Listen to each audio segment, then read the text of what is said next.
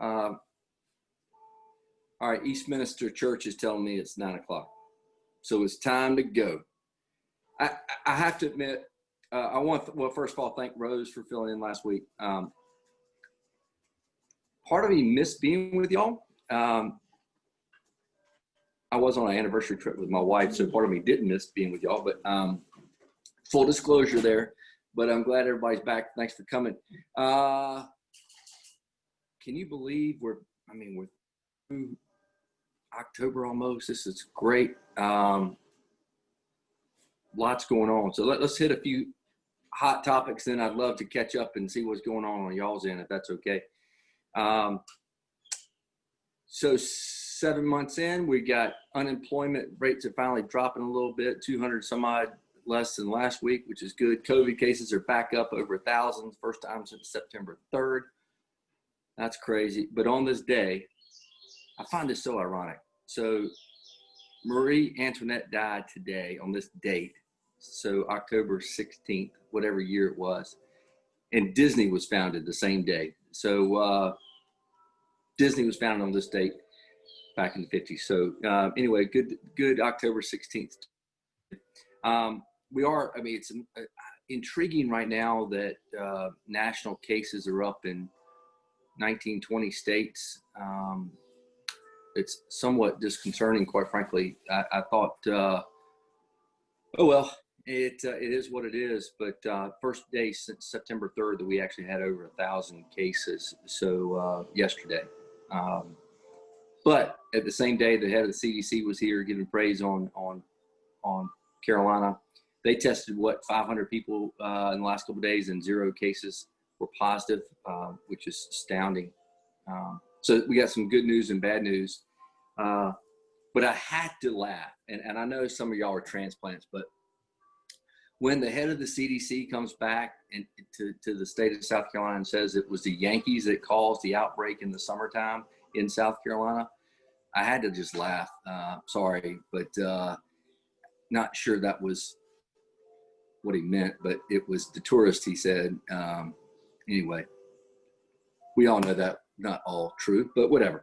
I would love to get y'all's take on election stuff. I did not watch last night's competing town halls, nor did I watch the Braves either. So those were the 3 choices, and I watched neither.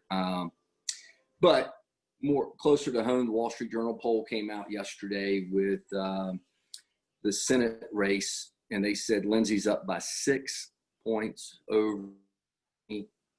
But I know we talked about this before. Goodness gracious alive. It was 15 years ago DeMint was running. It was a $12 million race. It was the most expensive race in South Carolina history. Jaime brought in $57 million in 1 quarter. And by the end of it, he's going to have $110 million direct contributions to him. More so, by the way, that $57 million was $20 million more than any other U.S. Senate candidate in the history of races by $20 million. Phenomenal. The really scary part, quite frankly, is that less than 10% actually came from South Carolina. So to talk about, on one hand, the national stage, South Carolina's been put in the middle of the national stage for the last several years. We've got between Lindsay and Tim Scott and Nikki and there's been a lot of national leadership coming from this state. But wowzer, that's a lot of cash, and that doesn't even include what Lindsay's raised, right? That's just Jaime. This summer we thought it'd be close to $100 million race, and now it's just Jaime with $110 million. So, anyway, just crazy. But anyway, that 6 point, we'll see where that lands. The interesting thing is going to be the trickle down impact of those elections on local races. And when you see the lines like they are around the block on Hampton Street, and I know a lot of the local places that are open are also busy. I think the shortest lines I've seen are about 20 minutes, is what at least I've heard. So if you had not had a chance to go vote, it may be worth your time to do it early, just to get it out of the way. But one, you lose your right to complain if you don't vote. So at least that's my take on things. So go vote, but do try to get there early because, wow, the lines are crazy. All right. One interesting thing to note for small business owners, the South Carolina General Assembly passed the South Carolina CARES Act, which is a $40 million pot of money for small businesses. The South Carolina Department of Administration is going to be implementing that program. Applications went out, I think they start collecting the 19th and they go through November 1st. So a very short window. If you're a small business, priority is to those companies that did not receive PPP or any CARES Act funding, but it's less than 25 employees in the business. So interestingly enough, my phone's been burning up the last couple of days saying that asking questions about it. I was like, that's not, anyway, somebody at the department given me a chamber as the number to call. And I think that was Department of Commerce, not the Chamber of Commerce, but whatever, we're happy to answer the questions. But it's a short window again. So if your company is looking for some relief or you know businesses that need some relief, the Department of Administration is implementing those programs, and we'll try to put something on our website as well as a reference point to get to that data. But it is 40 million. Just to full circle back in May or early June, the Columbia Chamber, Greenville Chamber, Charleston Chamber wrote leadership of General Assembly asking for $100 million, knowing we weren't going to get $100 million out of the state's portion of funds. At least we got 40 million. That's a lot of money that can go into the business community, which we really need at this time. So thanks for the members of the General Assembly for putting that program together. Now we just need to make sure that the right people get that funding. So, and lastly, I just want to throw out, I was very pleased to see that Richland 1 and Richland have gone phase 2, which is important. Other districts around the Midlands have already gone into phase 2, and we're opening up for hybrid models, 2 days a week, whatever. There was a lot of confusion last week whether or not there was an opt-in period, opt-out period, which really confused a lot of people. Smart wisdom prevailed on Tuesday at the Richland 1 school board meeting, and they just did away with that, but went straight into phase 2. So elementary kids can start going back to school the 26th of October, and middle and high can go November 4th to the election. So thanks for the school boards. A big piece for parents to be able to get back into working environment, not having to juggle their day job as well as teaching their kids. I see my friend Bryant Davis, who has young kids at home. More power to you. And good parenting right there, Brian.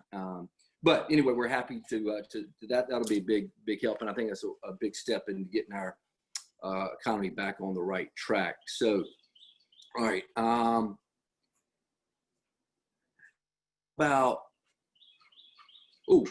I did something. All right, there you go. What do I need to know? What's going on out there? That I heard y'all went on a little road trip last week. I'm not that technology advanced here. Sorry, it's just me. But anything going on that we need to know about? Hey, Jaime. Hey, Carl. Hey, guys. Good morning. We're excited to announce that Alpine Agency is officially in Columbia as of this month. So we are on Two Notch Road in the BB&T building on the 2nd floor. So we have Great some space.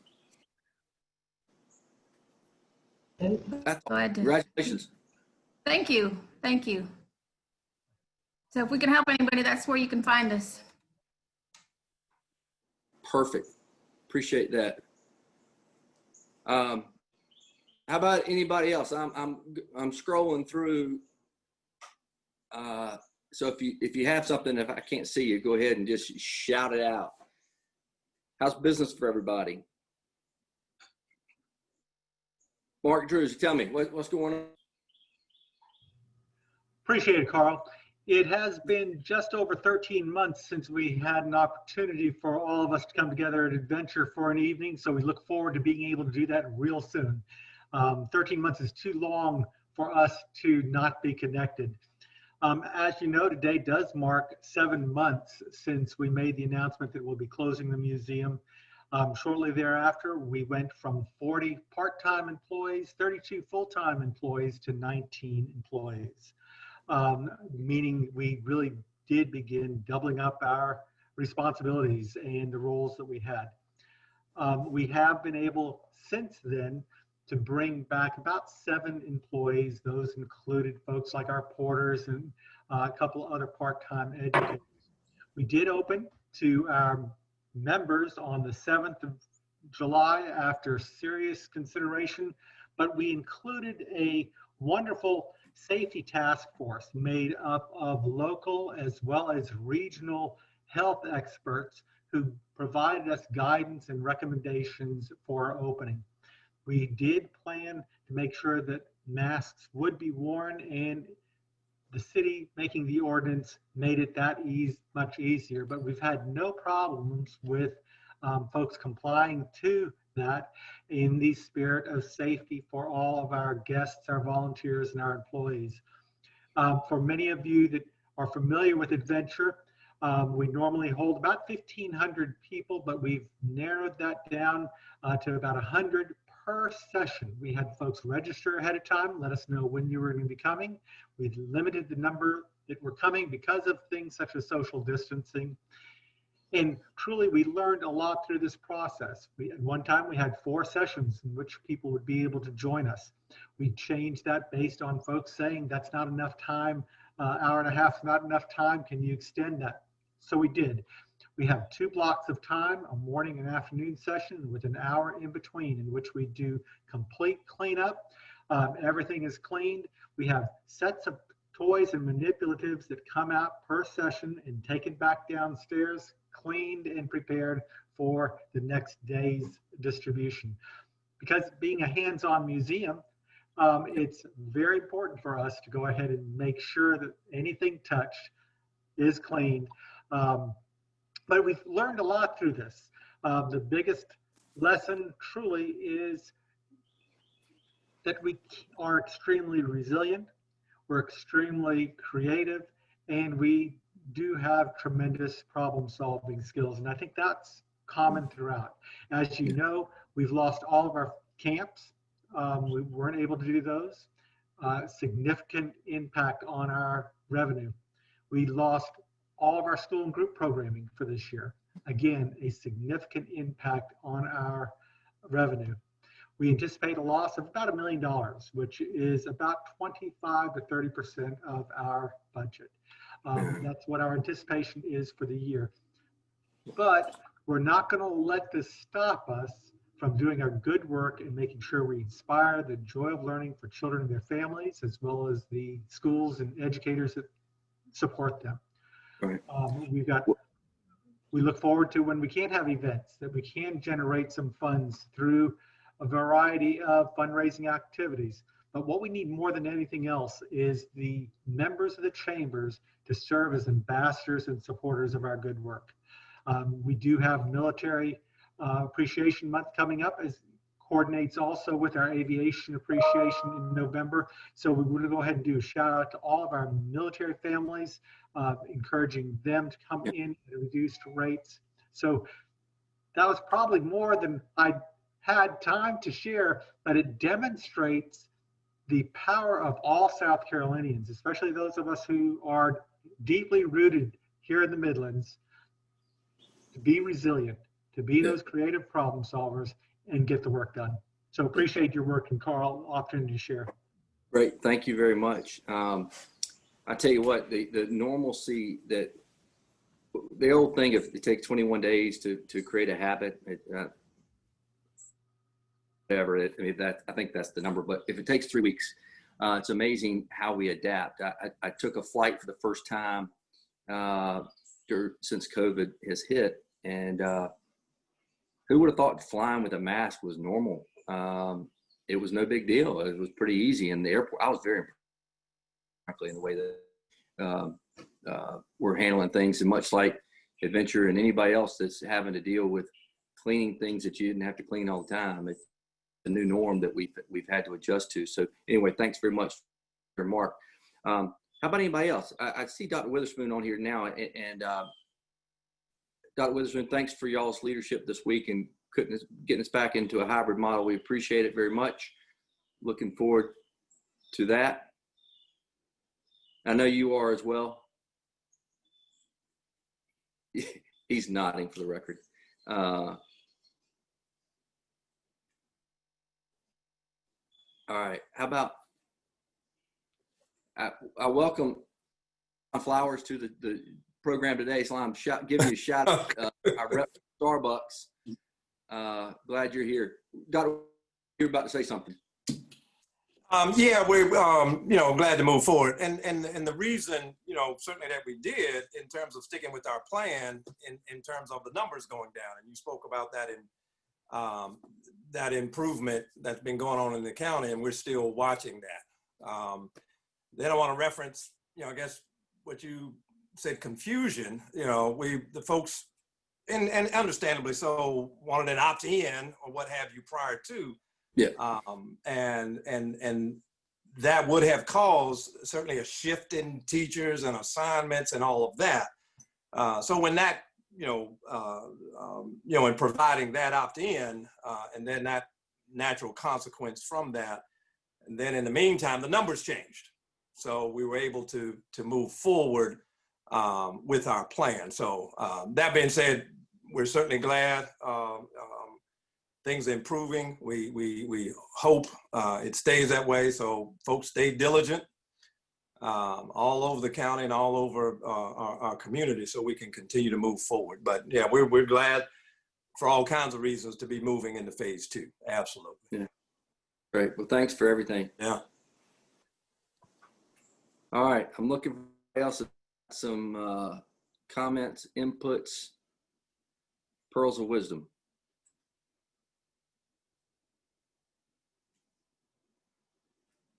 Hey, Tracy, how are you?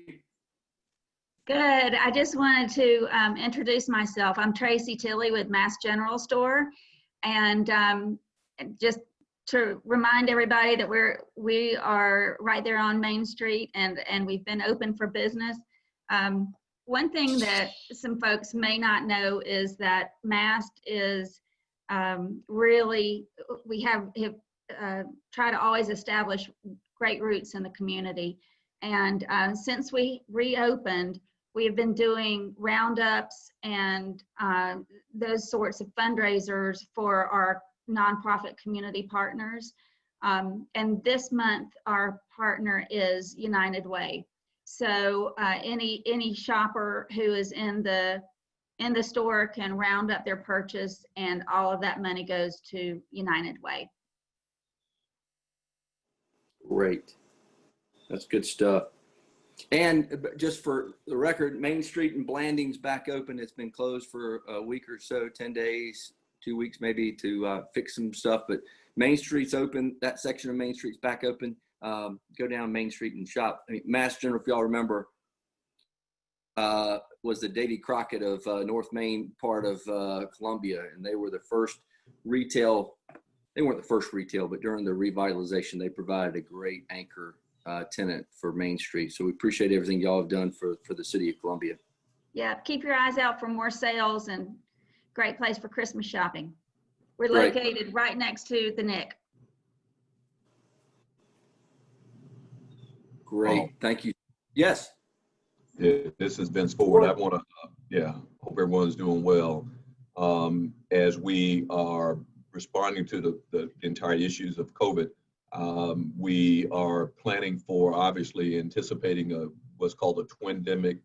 That's influenza and COVID simultaneously, and actually some would even say a triple-demic because of the common cold, influenza, and COVID.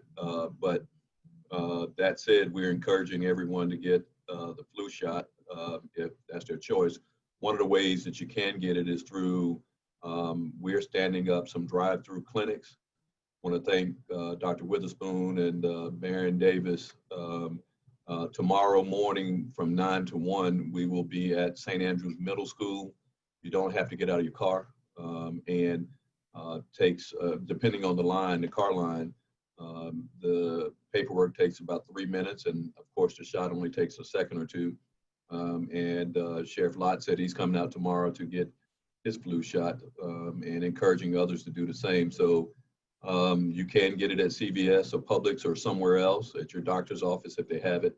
But if you come to ours, you don't have to get out of your car. And we'll be at St. Andrews Middle tomorrow morning from 9 to 1. We'll also be in Fairfield tomorrow at Fairfield Middle School from 9 to 1. And then the subsequent Saturdays as well, we'll be at a different location, Dreer one Saturday, Eau Claire one Saturday, and W.A. Perry another Saturday. So if you want any information, you can go on Prisma Health's website. It is free to the public. And we also stand up a clinic on Wednesdays and Thursdays over at the Children's Hospital for parents and children can come through and also get the flu shot as well. From 3 to 6 on Wednesdays and Thursdays. Great. Thanks for that. Everybody needs it this year, no doubt about it. So appreciate what y'all are doing. All right, I'm going to call on somebody else who looks worthy. It looks pensive here today. I wouldn't dare call on John Cadena in a Clemson shirt today, but things at Dominion okay? Yeah, we're still rocking along. Since you called on me, our merger, as we figured out, is more of a process. So our integration will be complete by January 1st of next year. So things seem to be going well. Good. Thanks, Carl. You're welcome, Mr. Cadena. All right. Well, listen, I appreciate y'all being with us today. And so hopefully we'll have a lot more chat about next week. I just lost my train of thought. Oh, well. Listen, it was great to see y'all's faces this morning and appreciate your time. Rich Odell, last chance. I heard you were a great contributor last week. Anything? All election, all the time. Hey, make hay while you can, right? Yeah. It is a lot right now. So I will not be upset. Well, I was going to say November 4th, but I don't even know if November 4th is going to be the end of it. We're planning for a longer time than that. Yeah, and there's some close Senate races and runoffs that may happen. Hey, it may be 2020 is going to continue to show itself in true form. So hopefully we'll have a result by 2021. All right, y'all enjoy your weekend. I look forward to being with y'all next week. And thanks a bunch for y'all's commitment here. And we'll see you soon. Take care.